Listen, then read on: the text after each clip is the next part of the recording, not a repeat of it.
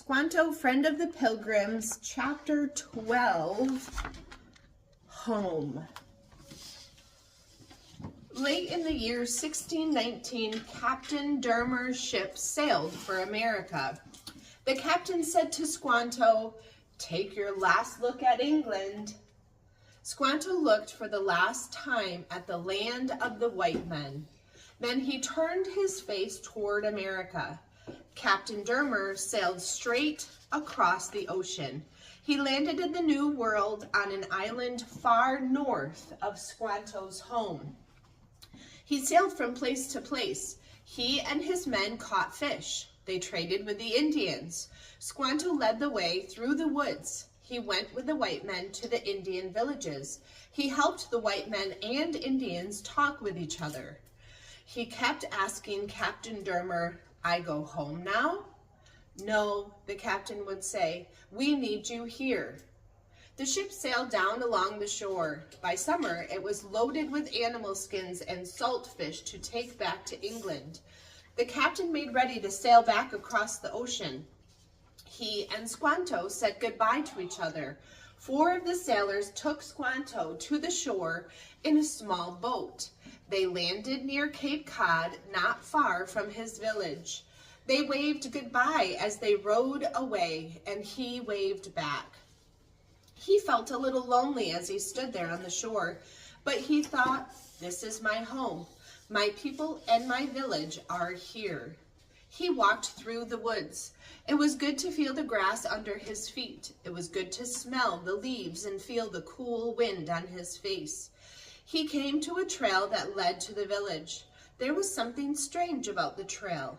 Grass had grown over it, as if no one had used it for a long time. Something else was strange. He had walked for miles, yet he had seen no one. Just ahead was the clearing he knew so well. He could hear the river that ran by the clearing. He began to run. He ran out into the clearing, and there he stopped. The village was gone. He looked all about him. He went to the place where his house had been. Among the weeds and grass, he found an old broken bowl, and that was all. What had happened to the village? Where were his people? Why had they gone away?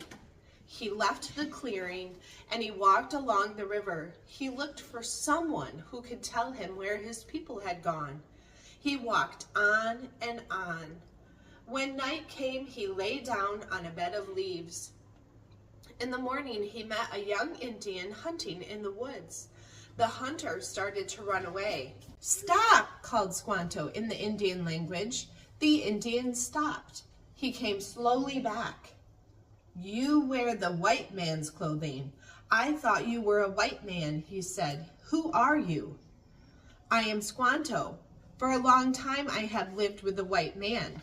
Yesterday, I went back to the place where my village used to be. What has happened to the Patuit village? Where are the people who lived there?" "The Patuits?" asked the hunter. "There are no Patuits." "I am a Patuit," said Squanto. "Then you are the only one," said the hunter. "2 summers ago, there was a great sickness among them. It took everyone in the tribe." "No!" cried Squanto. "It cannot be true." "It is true," said the hunter. "They could do nothing to stop the sickness. If you had been there, it would have taken you too." Squanto went away into the woods where he could be alone. He leaned against a tree and closed his eyes. "My people," he whispered, "my people and my village, gone. There is nothing left for me." For a long time he stood there. The young hunter came up behind him. "Squanto," he said, "come." "Where?" asked Squanto. "To my village," said the hunter. "It is not far. My chief is Massasoit. He and the rest of the tribe will welcome you." He started away. He looked back. "Squanto, will you come?" "Yes," said Squanto, "I will come."